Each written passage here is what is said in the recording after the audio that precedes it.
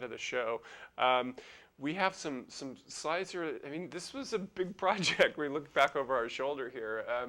Talk about what's going on. Well, I'm telling you, looking at it, when we first decided to move forward with the Victoria, we thought it was going to be a really simple remodel and recover the chairs. recover the chair, right? We knew there were some significant issues in the space as it was. There was no wing space. There was no space above the stage, which makes it very difficult to change sets. It was not a professional theater space, and in some ways, our current facility was actually better equipped. But we loved the possibilities of the space. We loved the location, right off of State Street in downtown, and we loved the fact that it would be part of the Performing Arts District downtown. So the plans started to grow. We added in a stage house, or what's called a fly tower, above the stage. We needed to bust through the walls of the stage to create the wing space.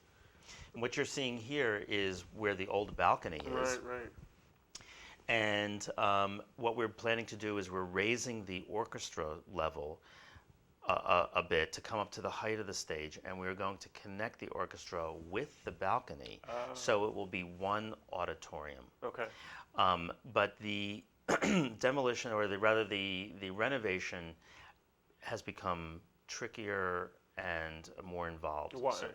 Because structural issues, for one thing, when we did some structural testing, and because the stage house now has to be completely rebuilt. Just because of the fly tower, but just going through those walls on the side, moving the restrooms from one side of the stage to the lobby area, for example, necessitated rebuilding the whole stage house. And in just a minute, you'll see the back wall of the theater. Now that's the stage. Right. And that light coming from behind is daylight. That's outside. That's outside.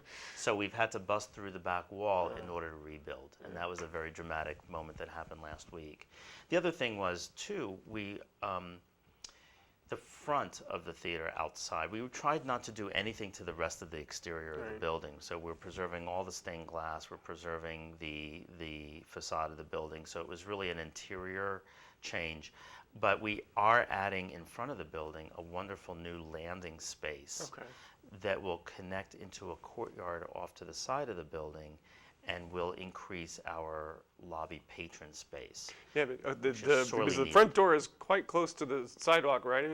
The front door actually has a very narrow steps coming down, and in fact, that's not up to code. Okay. So the city was actually requiring us to fix it, and so we ended up having a landing come out in front. Okay.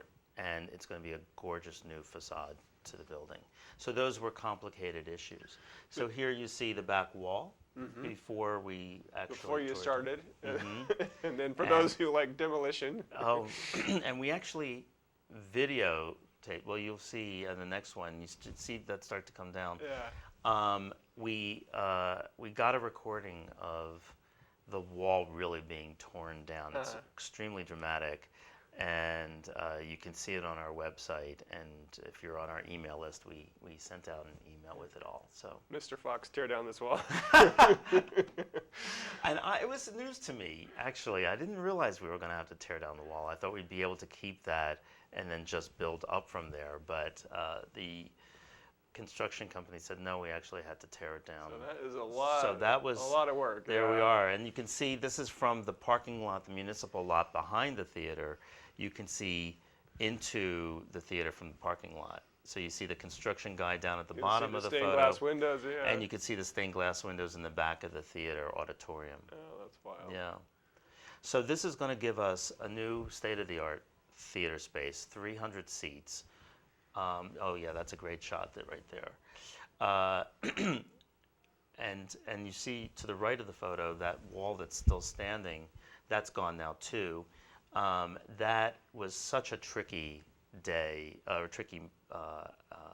process, because you see the scaffolding is connected to the wall, and that had to be very gingerly removed.